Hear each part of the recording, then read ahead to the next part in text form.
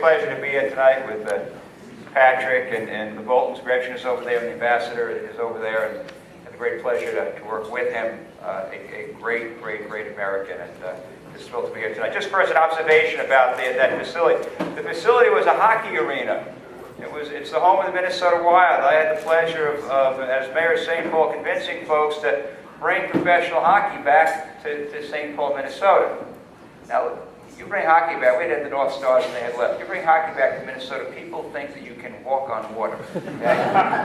Now, you have to understand, Minnesota, you can walk on water 6 months of the year anyway. It's frozen, so that wasn't a miracle or anything walking away. It was just a very good thing to do, and it was important. And ultimately, we had the great pleasure of hosting the Republican National Convention in 2008, and David was on the site selection committee, so that was a great pleasure. I'll use another hockey mode here. One of the great moments in sports history, Sports Illustrated said that the sports story of the century was the U.S. hockey team playing the Russians in 1980. Some may remember that. I tell that story, by the way, because most of the guys on that team were Minnesotans, so a little personal pride. But that team of young men, and they were young men, they played against the Russians. The Russian team was the greatest hockey team in the world. That year they had beaten a number of NHL teams and NHLs. They were the greatest team playing against a bunch of kids. And no one expected those kids to win.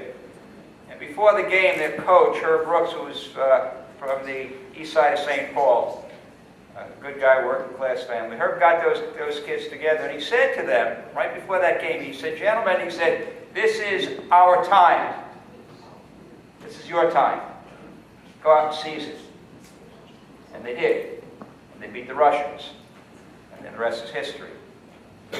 As I look at the political environment right now, this is our time. This is our time. This is a time that a Republican, a great candidate, can win this congressional seat. And we've got the right time.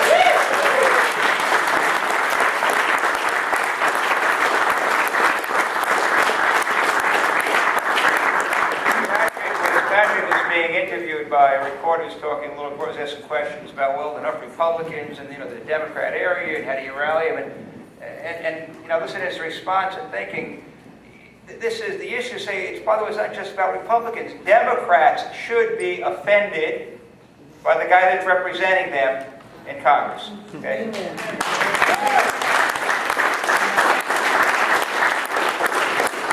at a time that we got $1 trillion deficit, $13 trillion in debt. It's on a path with the Obama budget that this guy's voted for to move to $20 trillion. That's $1 trillion in interest in about 7 years. In interest. That's the interest you're paying, not dying down the principal interest. We got government-run health care, we got government motors, and the people are offended. And for those of us concerned about national security, I don't know if there's a greater contrast between two candidates running for Congress than the contrast between Patrick Murray, the guy holding. I don't know. Who has served this country with distinction, who understands the importance of strength in dealing with our enemies. And he's running against the guy who says we were in Iraq because of the Jews. He's running against the guy, I'm Jewish. Deeply offended by it, and I'll be just very personal here. And I'm the most bipartisan guy that you've ever, probably in the Senate. Okay? I disagree with my friends on the other side of the aisle, but I work together with them. As a mayor, there wasn't a partisan way to pick up the garbage. But I got to tell you, in this race, the contrast is so great, and the choice is so important that we have to make it work. I'll end on this story because I'm very humbled to be in the presence of the ambassador and humbled to be in the presence of a great candidate. One of my favorite stories is about a Jewish philosopher, Maimonides, who once said, each of us should view ourselves if the world were held in balance, and any single act of goodness on our part can tip the scales. The world is held in balance right now, this country. If we don't make change in November, we will move on a path of bigger government, of higher taxes, of more debt. And I really believe that our heritage, everything that we've built, that this country stood for, I think it's at risk. And the single act...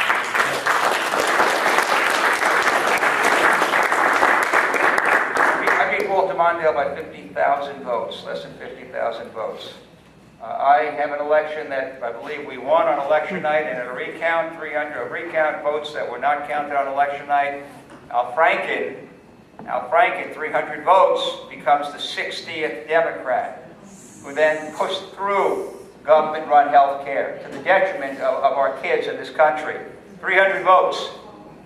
The single act of goodness is the effort that you being here tonight, it's the people that you reach out to, it's the calls that you make, it's the envelope that you lick, it's the door that you knock on, it's the check that you write. That single act of goodness will be the difference between what we have representing this district now and quality, principled, strong leadership that Patrick Murray provides.